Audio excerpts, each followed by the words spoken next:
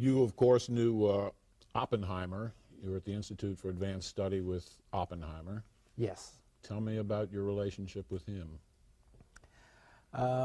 Everybody knows that Oppenheimer became very famous because of his direction of the atomic bomb project during the war. And in 1947, he accepted the directorship of the Institute for Advanced Studies.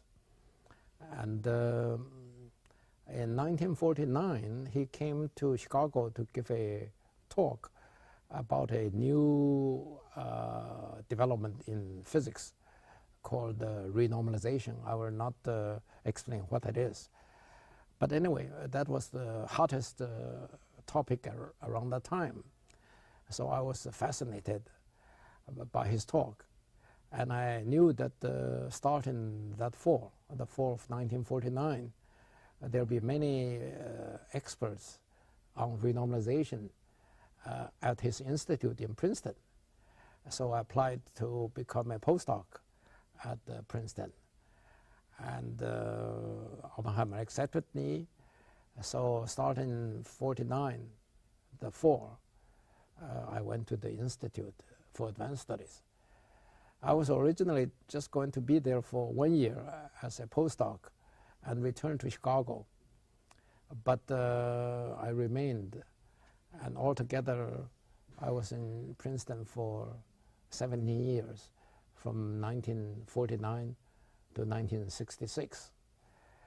And as you know, the Institute for Advanced Studies was a well-known ivory tower in the best sense of the word.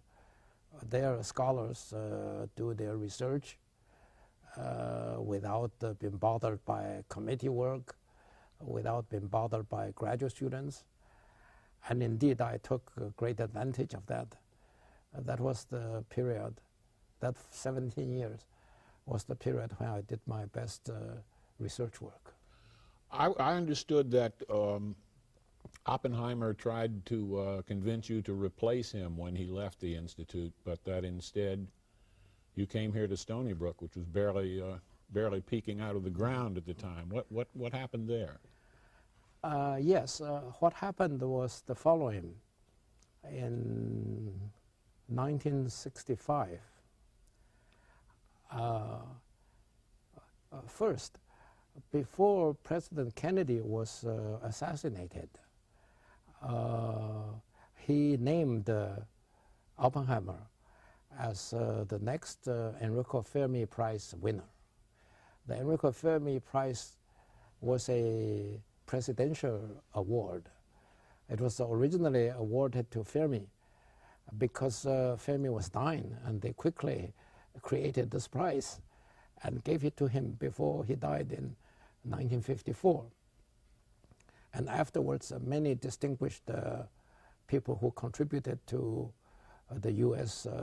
wartime scientific work got the prize, including Beta, including Teller, etc. And probably, or very likely, because President Kennedy wanted to erase the sorrows that the U.S. meted out to Oppenheimer in the Oppenheimer hearings of 1954. So he decided to give the next one in 1962 to Oppenheimer. But before that transpired, he was assassinated. Kennedy was assassinated. So then Johnson became president, and in fact the rumors were that many of the people who were against Oppenheimer tried to convince Johnson not to give that award. But Johnson did not listen to them, so there was a ceremony and Oppenheimer did win the award. So that was, I think it was 1963 or 64. But anyway, that was at the time. So by 1965, Oppenheimer had just had this great event of the United States government essentially saying implicitly, we are sorry, Right. and we apologize. Now, Oppenheimer, as the director of the Institute, had great difficulties with the mathematicians in the Institute. That's a long story. I'll not bother you with the details. He was the director, but the mathematics group, which is the strongest at the Institute at that time and still today, were unhappy with him. In my opinion, they were wrong in accusing Oppenheimer of not favoring mathematics. But anyway, they made Oppenheimer's life very difficult for many years.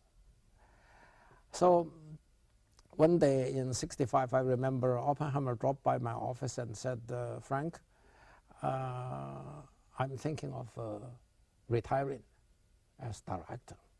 How do you think about it? I was surprised, but I thought about it for a few minutes and I said, I think this is a good decision. Because I said, you have been at the Institute for a long time now, and this is the right moment because A, there is a lull in the opposition on the part of the mathematicians against you. And in the heat of great debate, it's difficult for you to say, I want to retire. And secondly, the United States government has essentially apologized to you. This is the right moment. So he thanked me for my opinion. Then he said, I want to propose you as my successor. My instinctive reaction immediately was that I don't want to do it because I'm not a administrative type. It's so I told him, I'm honored that you thought so, but I'll think about it for a few days. So I thought about it and eventually wrote him a letter saying that while I am not sure I'll be a good director, I'm, however, very sure that I won't enjoy the life of being a director.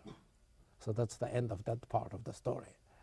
But just around that time, a little bit before my final decision, but after he had mentioned his proposal to me, John Toll, who had just been nominated as the president of Stony Brook, came to visit me and asked me to join him in Stony Brook to develop Stony Brook into a great research university. So when I wrote that letter to Oppenheimer, I had already decided with my family that I'm going to move to Stony Brook.